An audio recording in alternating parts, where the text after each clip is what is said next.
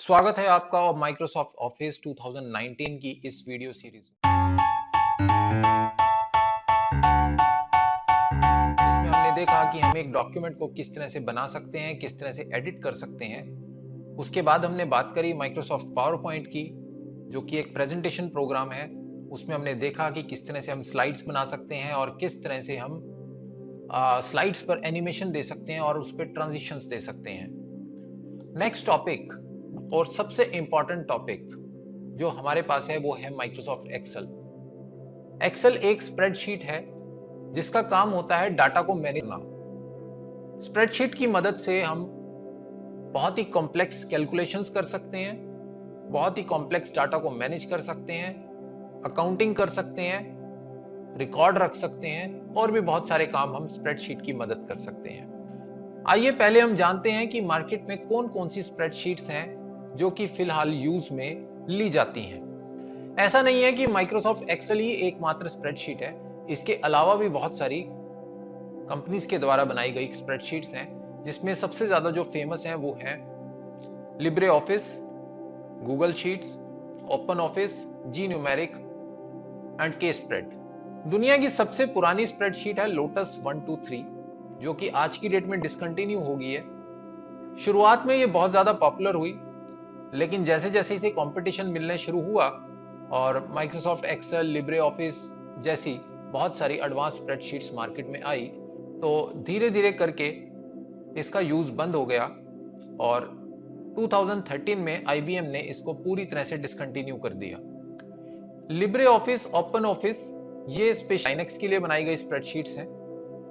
Google sheets पूरी तरह से वेब बेस्ड स्प्रेडशीट है। अगर आपको माइक्रोसॉफ्ट एक्सेल चलाना आ जाता है तो आपके लिए इनमें से कोई भी स्प्रेडशीट पर काम करना मुश्किल नहीं है, क्योंकि जो वर्किंग है वो लगभग सभी स्प्रेडशीट्स की एक बराबर है। फॉर्मूला लगाने का तरीका सभी स्प्रेडशीट्स में एक जैसा है, डाटा मेंटेन करने का तरीका भी लगभग एक जैसा ही है।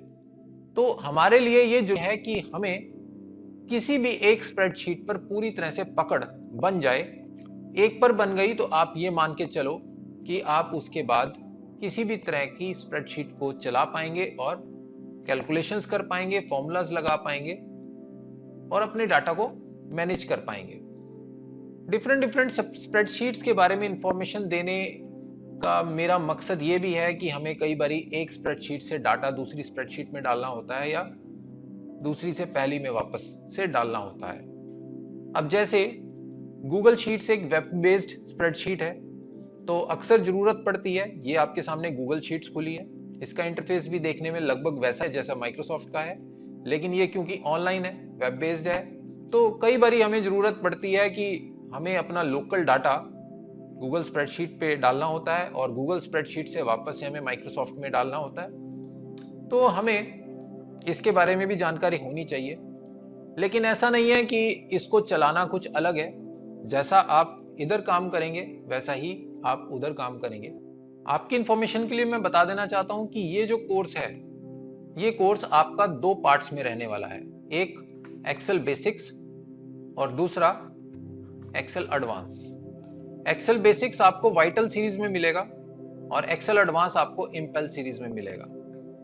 एक्सेल बेसिक्स में हम बात करेंगे एक्सेल के इंटरफेस की, इसके सभी फीचर्स की, इसके फॉर्मूलाज की, लेकिन इसमें सिर्फ इंपॉर्टेंट फॉर्मूलाज आपको बताए जाएंगे जो कि आपकी रोजमर्रा के काम आते हैं। जिस स्टूडेंट को भी कंप्लीट एक्सेल सीखना है with all the formulas, not all the formulas, most of the formulas, तो उसको एडवांस एक्सेल सीखना होगा और एडवांस एक्सेल में हम उसको मोस्ट ऑफ द फॉर्मूलाज सिखाएंगे। बेसिक्स में आपको मेन फॉर्मूलाज बताए जाएंगे और कंप्लीट इंटरफेस और कंप्लीट फीचर्स के बारे में जानकारी दी जाएगी। तो आइए हम अपने कोर्स को शुरुआत करते हैं।